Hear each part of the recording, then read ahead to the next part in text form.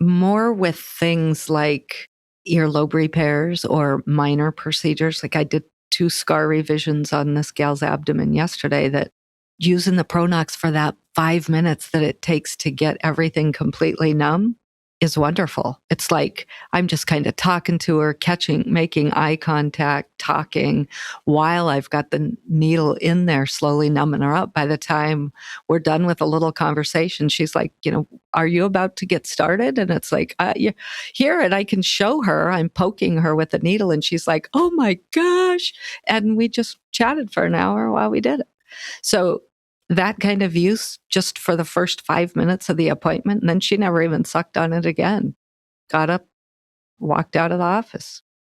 I haven't really had to use it much with Sculptra and filler, but every once in a while there's a patient that just wants it or feels they would like it.